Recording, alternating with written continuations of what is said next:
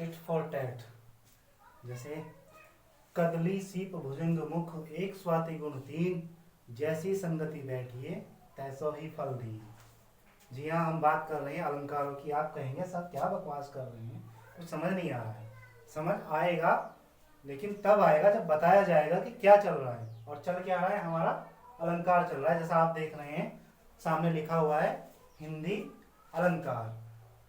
तो प्यारे छात्रों, मैं आपका अपना विपिन कुमार और शुरू करने जा रहा हूँ एक नया चैनल, जिसके माध्यम से हम लोग हिंदी कक्षा 9 और कक्षा 10 के लिए पढ़ेंगे। तो सबसे पहली वीडियो में हम पढ़ने जा रहे हैं अपना अलंकार। सबसे पहले अलंकार होता क्या है? अलंकार का शाब्दिक अर्थ होता है आभूषण या गहना। क्या होता है अलंकार का शाब्दिक अर्थ?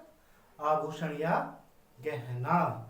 जिस प्रकार कोई भी सुंदर स्त्री या कम सुंदर भी हो, गहने पहनकर या अपने मतलब आपको सजा धजा कर गहने पहन के और भी ज्यादा सुंदर लगने लगती है, उसी प्रकार से हम काव्य में अलंकार का प्रयोग करके उसे और भी ज्यादा सुंदर बना सकते हैं और बनाते हैं। अब कैसे बनाते हैं चलो देखते हैं। जैसे हम एक साधारण सी बात कहते हैं, स्वर्ण और धतूरा दोनों ही मनुष्य को पागल कर देते हैं। साधारण बात है, ठीक है, बोल दिया हमने। लेकिन उसी को अगर हम अलंकार के माध्यम से कहें तो देखिए कैसे कहते हैं। कनक कनकते सौगुनी मादकता अधिकाय, या पात बोराय नर या खात बोराय।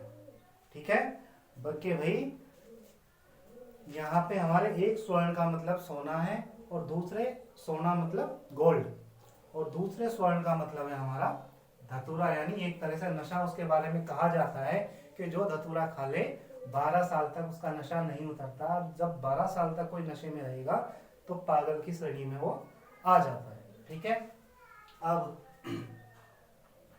अलंकार का हमने शाब्दिक अर्थ जाना। किसे कहते हैं अलंकार? अलंकार का शाब्दिक अर्थ होता है आभूषण या गहना। इसके बाद ऐसे शब्द जिनके प्रयोग से काव्य की शोभा या सुंदरता और अधिक बढ़ जाती है, अलंकार कहलाते हैं। ठीक है, अलंकार का प्रयोग हम कैसे करते हैं ये भी हमने देख लिया। साधारण बात में हमने कहा स्वर्ण और धतूरा दोनों ही मनुष्य को पागल कर देते हैं, साधारण बात है। लेकिन जब अलंकार का प्रयोग करके हम लोग बात कहते हैं तो देखिए कितनी सुंदर लगने लगती है। कनक कनकते सोगुनी मादकता अधिकाय, या पात बोराय नर या खात बोराय। ठीक है, अब भैया हम कह सकते हैं काली घटा का घमंड घटा। क्या सर क्या कह रहे हैं आप? तो भैया घटा शब्द हमारा उसमें 2 बार आया है। पहला घटा का मतलब होता है बादल, और दूसरी घटा का मतलब होता है कम हो जाना। चलिए ठीक है, आगे चलते हैं। हमने अलंकार समझ लिया किसे कहते हैं। अलंकार चमत्कार काव्य में कैसे कर देता है ये भी हमने समझ लिया। अब हम देखते हैं अलंकार होते कितने प्रकार के हैं। तो भैया अलंकार होते हैं 3 प्रकार के, मुख्य होते हैं 2 प्रकार के। तो हम मुख्य को ही पढ़ेंगे। मुख्य अलंकार कौन कौन से होते हैं? नंबर 1 शब्दालंकार,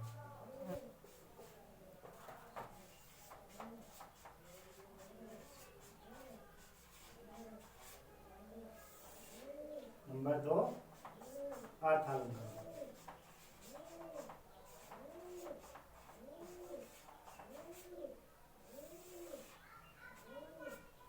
शब्द अलंकार का मतलब होता है, हमें ये तो पता है अलंकार जो है काव्य में चमत्कार ला देता है, लेकिन चमत्कार लाता कैसे है, कौन सा अलंकार कहाँ चमत्कार लाता है? तो हमारा शब्द अलंकार वहां होता है जब काव्य में चमत्कार शब्दों के माध्यम से होता है, और जब काव्य में चमत्कार अर्थ के माध्यम से हो तो वहां क्या होता है हमारा अर्थालंकार। तो शब्द अलंकार क्या होता है? जहां काव्य में चमत्कार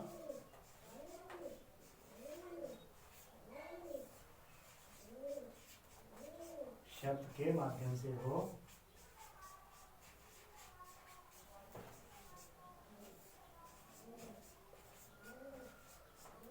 शब्दालंकार।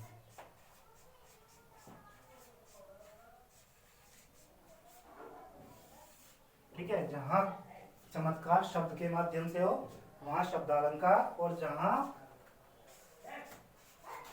चमत्कार अर्थ के माध्यम से हो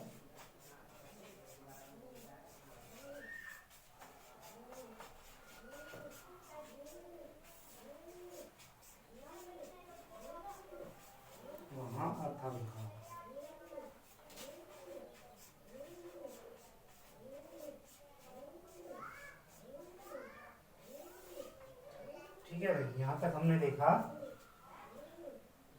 अलंकार का शाब्दिक अर्थ हमने समझा क्या होता है, आभूषण या गहना। उसके बाद ऐसे शब्द जिनके प्रयोग से काव्य की शोभा या सुंदरता और अधिक बढ़ जाती है, वहां क्या होता है, वो शब्द अलंकार कहलाते हैं। ठीक है, जिन शब्दों के माध्यम, अच्छा वो बढ़ जाती हैं वो शब्द,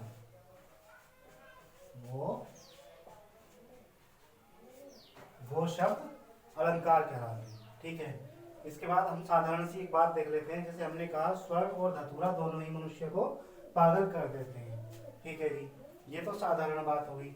अब एक अलंकृत, अलंकृत मतलब अलंकार से युक्त बात, उसी बात को हम कहते हैं। कनक कनकते सौगुनी माधकता अधिकाय, या पारा पात बोलाए न, या खात बोलाए। यानी जो कनक होता है, कनक यहाँ दो बार आया है और एक बार उसका अर्थ है स्वर्ण और दूसरे का अर्थ है धतूरा। ठीक है, कि कनक जो है मनुष्य को पागल कर देता है, या तो उसको पाले तो भी पागल हो जाता है और खा ले तो भी पागल हो जाता है। ठीक है, इसके बाद अलंकार कितने प्रकार के होते हैं? अलंकार वैसे तो 3 प्रकार के होते हैं, लेकिन मुख्य हमारे 2 ही प्रकार के होते हैं। नंबर 1 शब्दालंकार, नंबर 2 अर्थालंकार। शब्दालंकार में क्या होता है, जहाँ काव्य में चमत्कार शब्द के माध्यम से हो वहाँ शब्दालंकार होता है, और जहाँ काव्य में चमत्कार अर्थ के माध्यम से हो वहाँ अर्थालंकार होता है। ठीक है, आगे देखते हैं। तो हमने अब तक क्या पढ़ा? हमने अब तक पढ़ा अलंकार किसे कहते हैं, अलंकार के कितने भेद होते हैं, और अलंकार के प्रयोग से काव्य में क्या अंतर दिखाई देता है, ये अब तक हमने पढ़ा। अब हम पढ़ने जा रहे हैं अलंकार के भेदों को।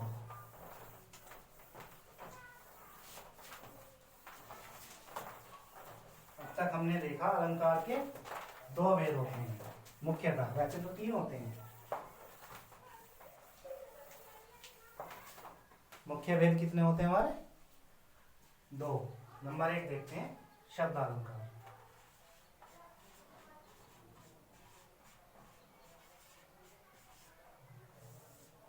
शब्दालंकार में कौन कौन से होते हैं हमारे?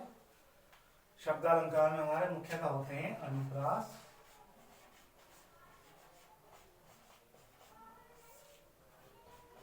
नंबर 2 यमक, और नंबर 3 श्लेष। इसके प्यारे छात्रों, इसके पार्ट तो और भी होते हैं, इसके भाग और भी होते हैं, लेकिन कक्षा 9 और 10 के हिसाब से हम लोगों ने अपनी श्रृंखला शुरू की है, तो हम कक्षा 9 और 10 के हिसाब से ही पढ़ेंगे। वैसे इसमें और भी भाग होते हैं, जैसे वीप्सा, वक्रोक्ति, ठीक है। इसके बाद क्या है हमारा अर्थालंकार।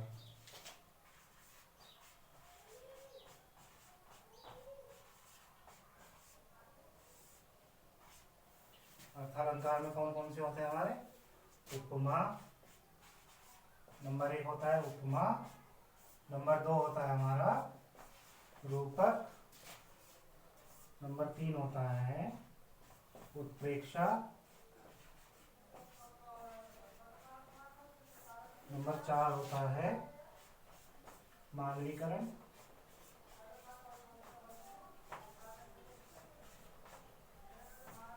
नंबर 5 होता है हमारा अतिशयोक्ति।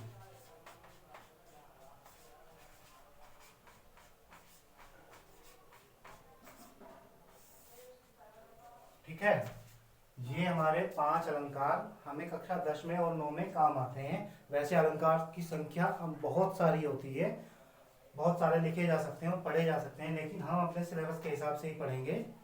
ठीक है, तो अलंकार हमने कितने प्रकार के देखे? 2 प्रकार के। नंबर 1 शब्दालंकार, नंबर 2 अर्थालंकार। तो हम शब्दालंकार को शुरू करते हैं। सबसे पहले अनुप्रास अलंकार।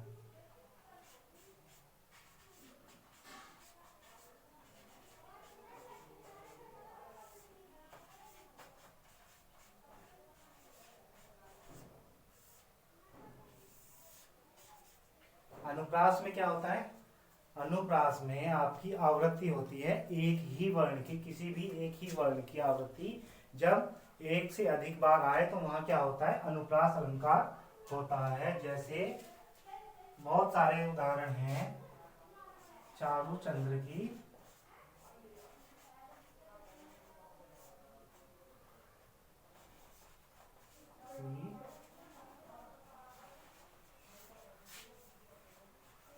चंचल किरणें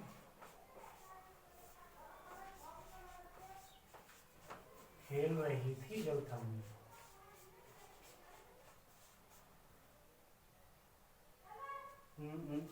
पहले परिभाषा देख लेते हैं उसकी।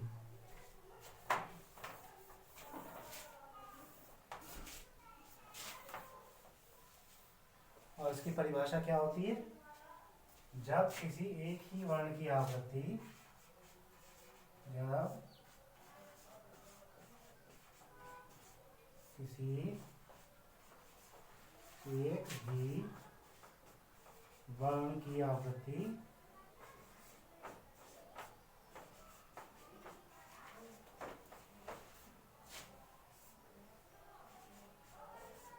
दो या दो से अधिक बार आए, जब किसी एक ही वर्ण की आवृत्ति दो या दो से अधिक बार आए तो वहां क्या होता है? अधिक बार आए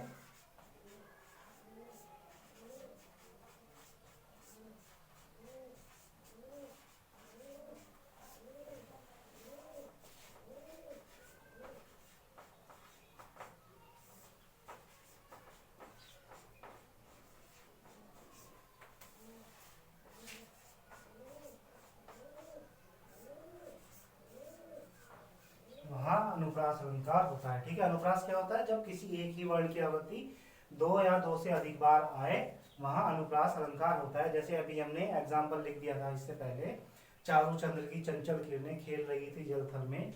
या आप और भी लिख सकते हैं, बहुत सारे एग्जाम्पल होते हैं। रघुपति राघव राजा राम, उदाहरण के तौर पर आप लिख सकते हैं।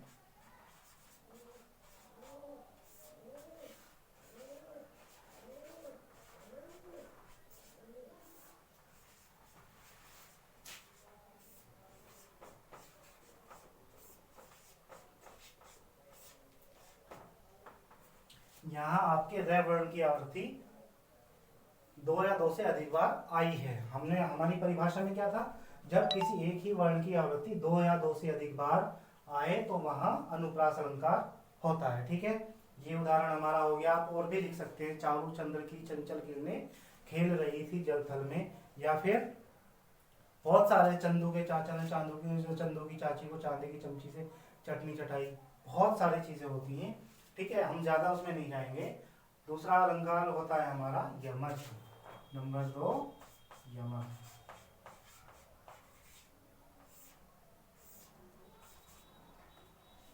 देखो छात्रों, हमने पहले जो अनुप्रास अलंकार पढ़ा था उसमें हमने पढ़ा जब किसी एक ही वर्ण की आवृत्ति दो या दो से अधिक बार आए, ठीक है, और वहां तो वहां क्या होता है? अनुप्रास अलंकार होता है। इसके बाद हमने एग्जाम्पल देखा, रघुपति राघव राजा राम या चारु चंद्र की चंचल किरणें खेल रही थी जल थल में। इसके बाद होता है हमारा यमक अलंकार। ठीक है, यमक में क्या होता है? जब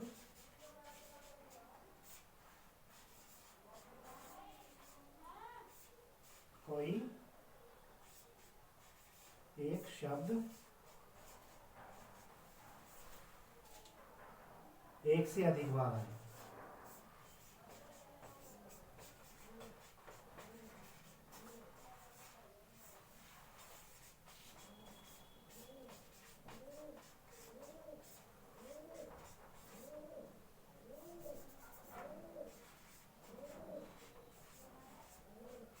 और हर बार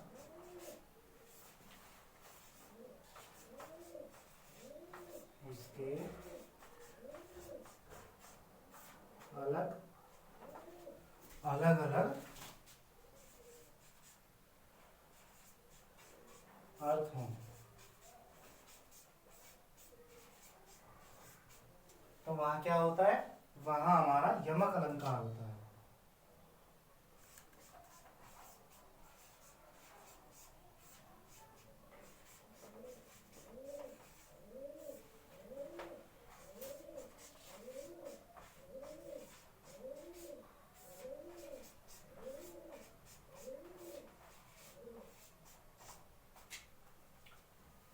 उदाहरण के तौर पर देख सकते हैं।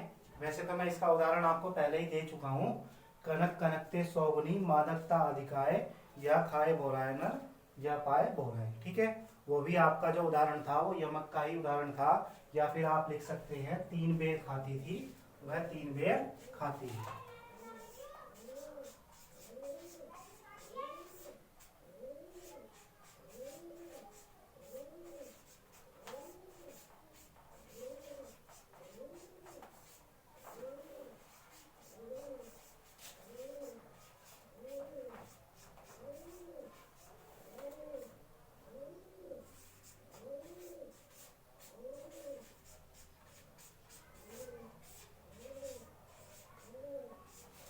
ठीक है, इसका उदाहरण हो जाएगा आपका 3 बेर खाती थी वह 3 बेर खाती है। अब आप देखेंगे इसमें ये बेर शब्द है हमारा, ये 2 बार आया।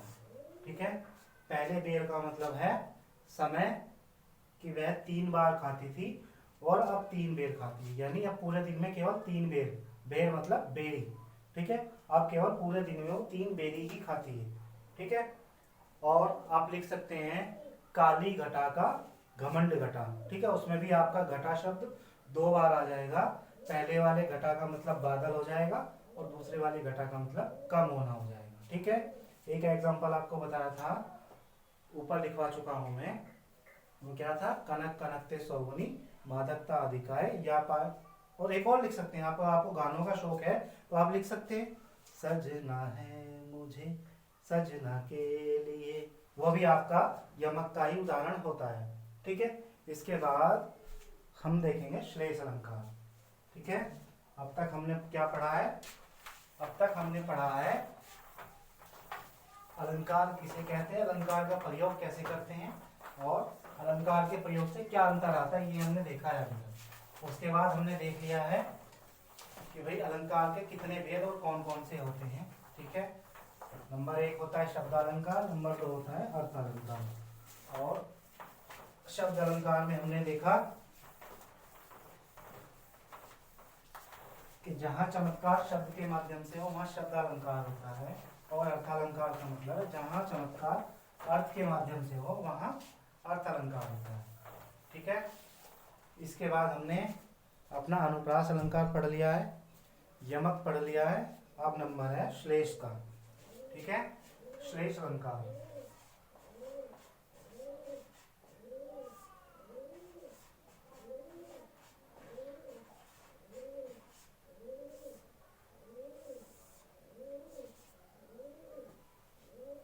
श्लेष का मतलब होता है चिपका हुआ। चिपका हुआ मतलब एक ही शब्द के जब अनेक अर्थ हों, ठीक है, वहां एक ही शब्द के अनेक मतलब कम से कम 2 और 2 से अधिक अर्थ हों, वहां होता है श्लेष अलंकार। ठीक है,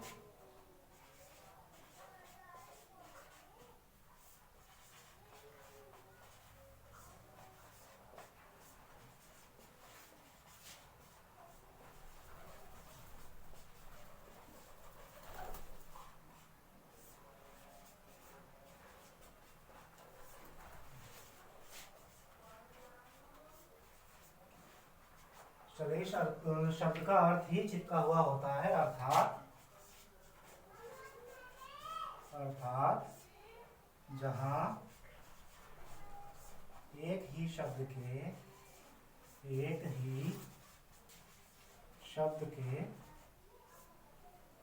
2 या 2 से अधिक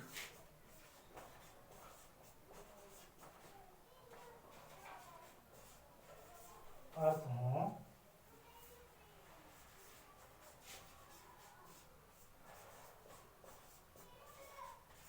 वहां क्या होता है?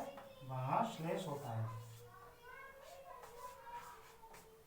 वहां श्लेष अलंकार होता है।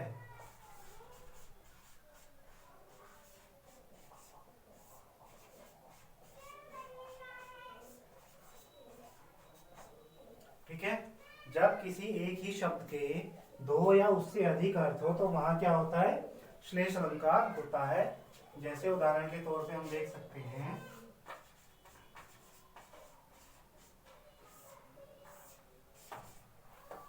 अर्थ बिना का पूर्ण है शब्द सकल जग काज।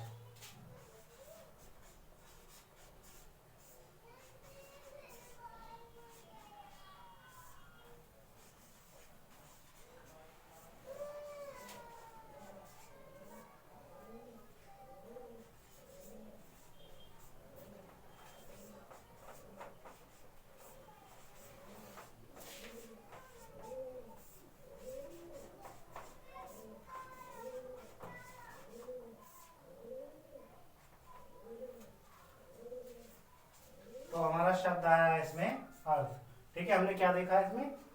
श्लेष अलंकार का मतलब होता है, इसका शब्द का मतलब होता है चिपका हुआ, यानी ऐसा शब्द जिसके दो या दो से अधिक अर्थ हो, उसमें क्या होता है आपका श्लेष अलंकार होता है। जैसे हमने एग्जांपल देखा, अर्थ बिना का पूर्ण है शब्द सकल जग काज। अर्थ का मतलब यहाँ तीन अर्थ हैं।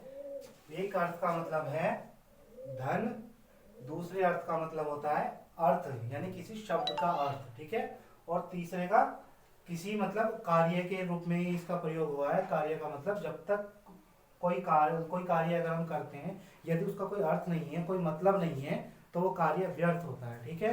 तो तीन रूपों में अर्थ का प्रयोग हुआ है। आप एक एग्जांपल और अगर चाहें तो लिख सकते हैं, रहीमन पानी राखिए बिन पानी सब सून, पानी गए न उबरे मोती मानुष चून, ठीक है। रहीमन पानी राखिए बिन पानी सब सून, पानी गए न उबरे मोती मानुष चून, ठीक है। तो आज की वीडियो में हमने देखा, सबसे पहले हमने देखा अलंकार किसे कहते हैं, अलंकार के कितने भेद होते हैं, अलंकार के प्रयोग से क्या परिवर्तन काव्य में आता है, हमने ये देखा है। इसके बाद हमने देखा है अलंकार के कितने रूप होते हैं और कौन कौन से रूप होते हैं, ठीक है। इसके बाद हमने देखा शब्दालंकार, ठीक है। शब्दालंकार के तीनों भेद हम लोग पढ़ चुके हैं। अब हम अर्थालंकार के भेद पढ़ेंगे नेक्स्ट वीडियो में, क्योंकि अगर इसी वीडियो में हम करेंगे तो वीडियो बहुत ज़्यादा लंबी हो जाएगी। चलिए मिलते हैं नेक्स्ट वीडियो में।